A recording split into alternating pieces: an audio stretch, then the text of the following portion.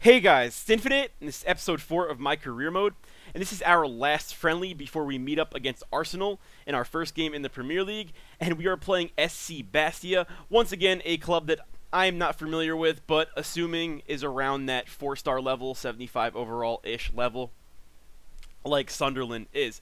So, I mean, like I said in previous episodes, these are friendlies, but we lost our first friendly, won our second friendly in case you guys missed out, and I wanted to win our third friendly to finish off the preseason 2-1. I am a brand new manager, and I want the owner and all the higher-ups to think highly of me. So in the almost 6th minute, we give up a free kick, and I am able to move my line forward just a tad bit to mess up the free kick. I thought that was inside the box. I was a little worried, but luckily we were able to get out of that without giving up a goal. And here we are in the 27th minute with just some amazing ball movement, and that is what Adam Johnson does best. I sent the over-the-top ball, and he just outruns the defender. The defender misjudged the header, and that's just beautiful. Amazing, amazing left foot. And I think he's up there with the most goals for me so far.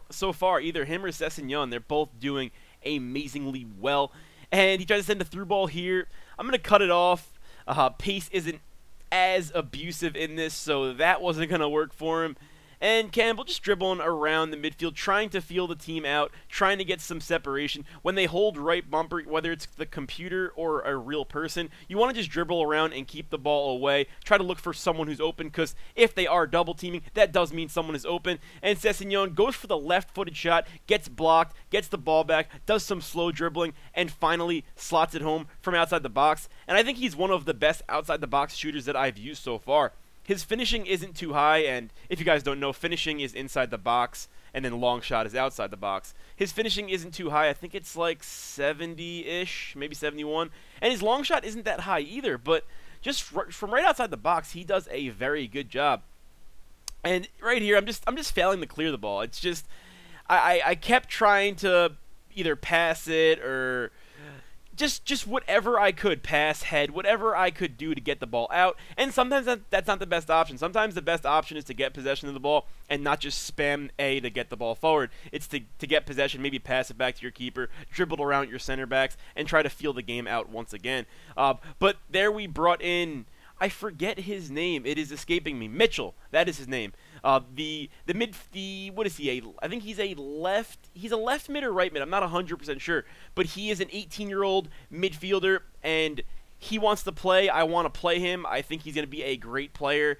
And you guys are going to see at the end of this game, actually, that McLean, the guy who I keep subbing him in for, is not happy, and there's a good chance I will sell him on and just play Mitchell until, I mean, he'll love to play more. I just gave up a goal there on the cross. More clearing problems. He finally got the cross in and scored.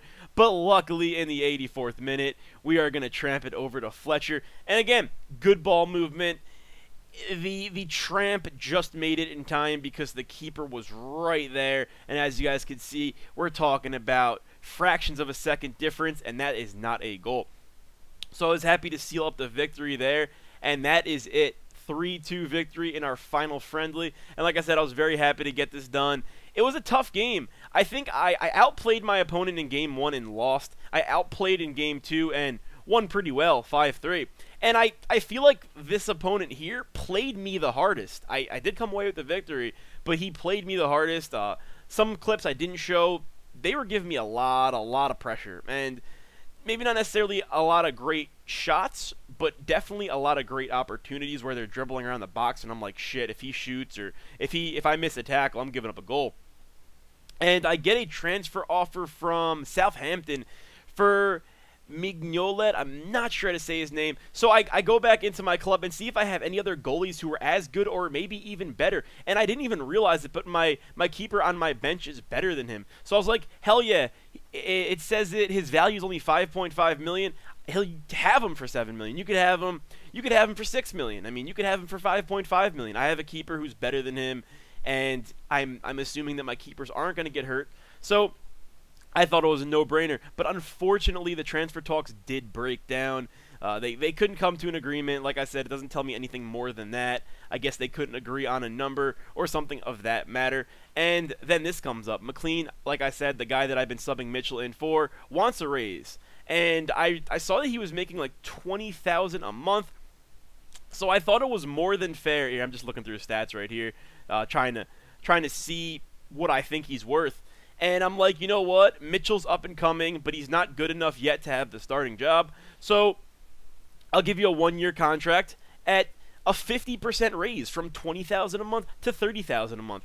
And you guys are going to see very shortly that he was not happy with that offer. And I was a bit disappointed. I thought that was a little bit of bullshit. There it is, contract offer declined, wages demands not met.